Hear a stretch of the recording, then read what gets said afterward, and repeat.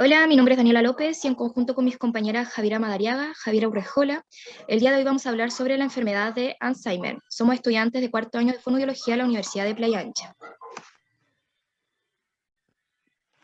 En el presente trabajo vamos a hablar sobre la enfermedad de Alzheimer, donde se expondrán primeramente las distintas revisiones de definiciones de dicha enfermedad, para luego inmiscuirse los biomarcadores más significativos.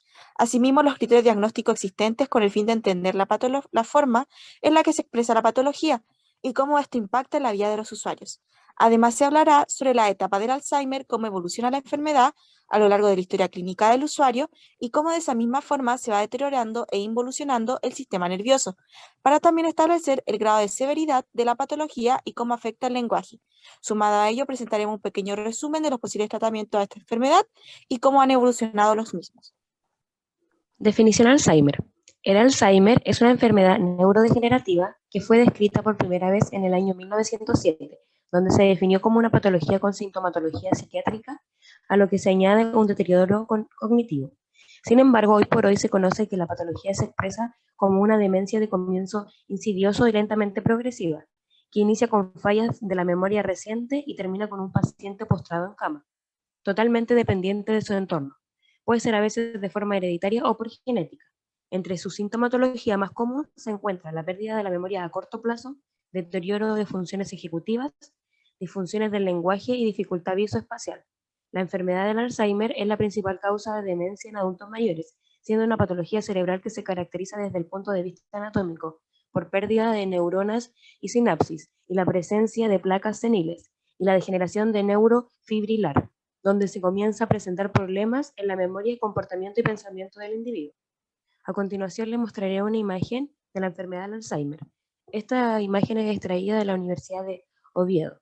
En el lado izquierdo podemos ver el cerebro normal y en el lado derecho podemos ver cómo se presenta un cerebro con Alzheimer.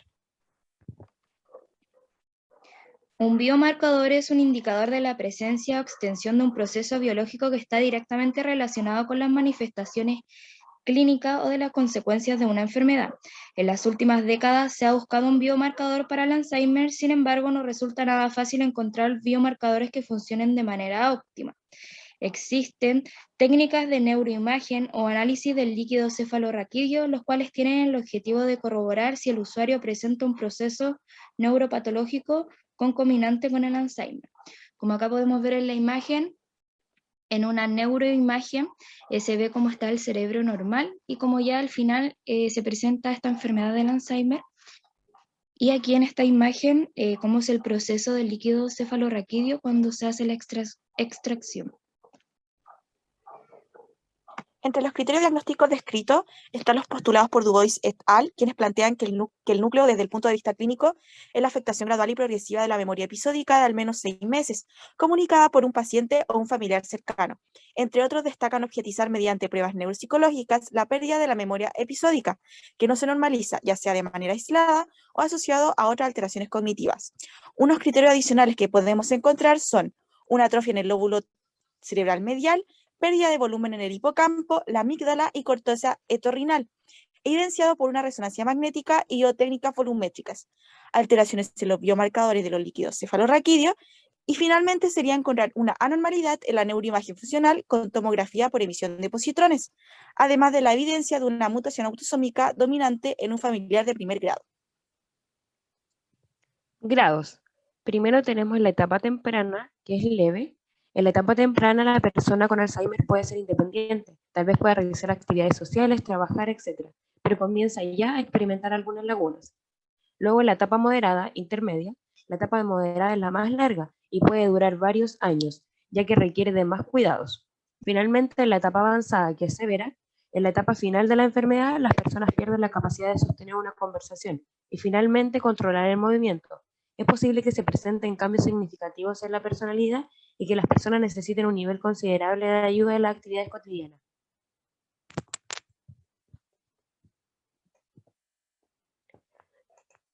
A continuación, mostraremos las evaluaciones. Tenemos los test de screening, que son mucho más rápidos que las pruebas específicas.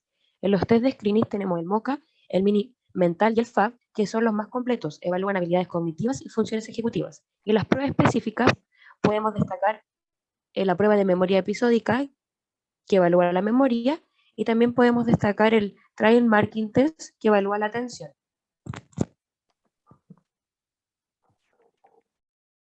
En la actualidad no existe un tratamiento que cure o detenga el Alzheimer, solo se dispone de tratamientos levemente efectivos para mejorar la cognición y las alteraciones conductuales con el propósito de mantener las funciones. El primero va a ser un farmacológico, el cual se va a realizar un diagnóstico que es fundamental, ya que esto nos va a permitir iniciar de forma temprana el tratamiento farmacológico, propiciando la reducción y deterioro cognitivo, conductual y funcional. Por otra parte está la estimulación cognitiva, que va a ser un complemento de los fármacos, y esta estimulación cognitiva va a detener el progreso del Alzheimer. El principal objetivo es mantener las capacidades cognitivas al máximo tiempo posible, permitiendo una mayor calidad de vida y una mayor autonomía, como también una menor desconexión del entorno, el cual va a generar un estado de ánimo más positivo y estable. ¿En qué va a consistir esta estimulación cognitiva? En realizar ejercicios de atención, memoria, lenguaje, entre otros, la cual va a ser llevada por algunos especialistas y principalmente por un fonoaudiólogo.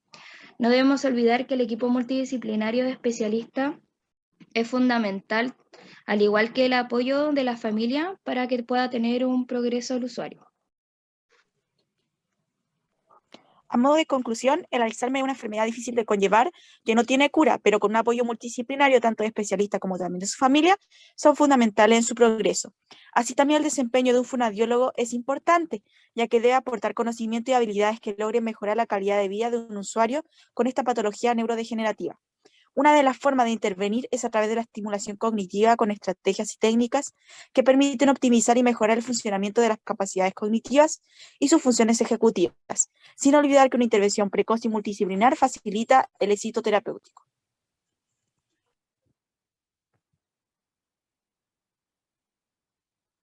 Muchas gracias.